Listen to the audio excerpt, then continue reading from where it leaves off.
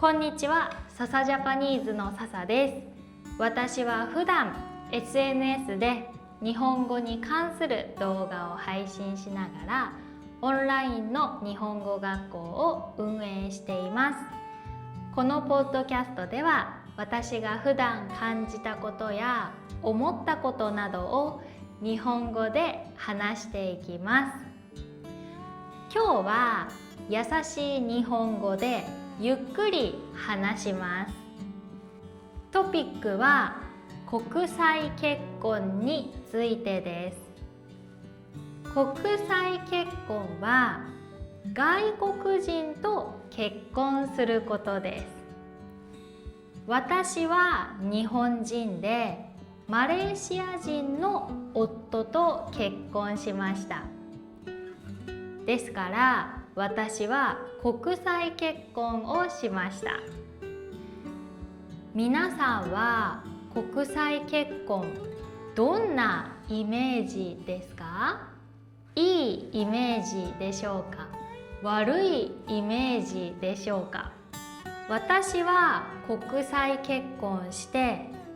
大変だなと思うことも楽しいなと思うこともたくさんあります。大変だなと思うのは言葉が違うこと、それから文化の違いです。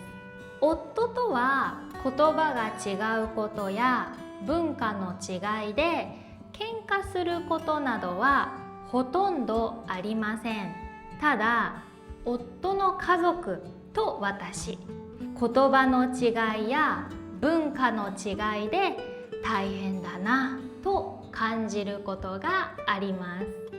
言葉の違いで大変なのはやっぱり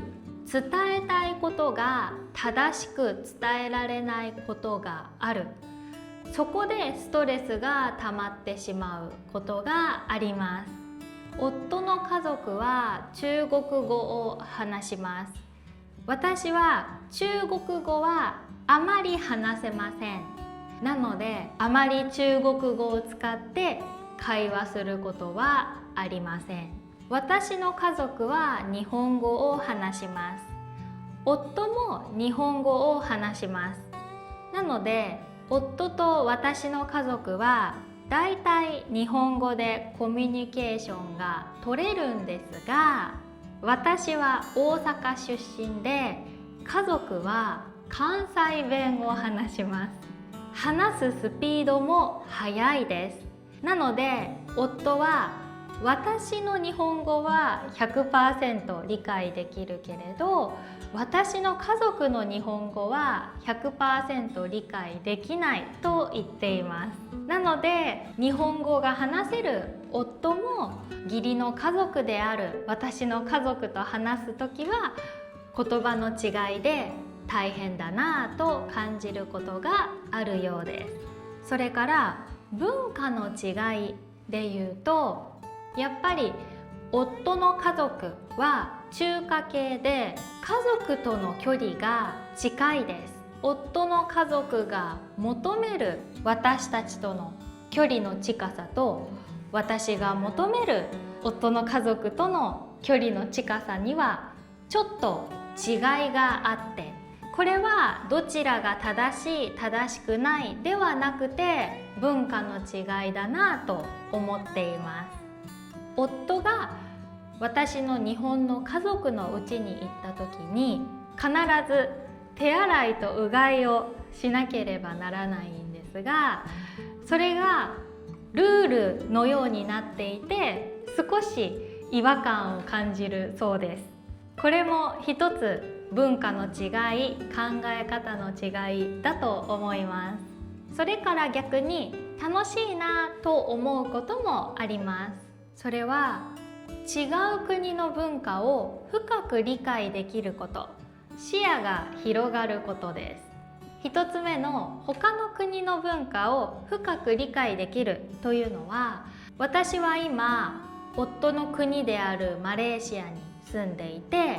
マレーシア人の夫の家族と定期的に会ったり、マレーシアの行事を実際に体験したりできています。その中で自分が今まで知らなかった文化や考え方、イベントがあることを知って、それを体験することで自分の国とは違う国の文化を理解できて本当に面白いです。夫も日本には定期的に一緒に帰っているので、日本のお正月文化や夏祭りなど日本の文化を体験できていると思います。それから2点目の視野が広がるというのも、1つ目の違う国の文化を深く理解できるということとつながっているんですが、外国に住んで生活することでいろいろな考えの人、いろいろな背景、バックグラウンドを持った人と出会い、その国の文化を体験することで今まで知らなかった世界を知って、自分の視野、見える世界が広がっているなぁと感じています。なので国際結婚、外国人と結婚することはもちろん大変なこともありますが、その分楽しいこともたくさんあるなぁと感じています。今日の配信はここまでです。最後まで聞いてくださってありがとうございました。ではまた次の配信で。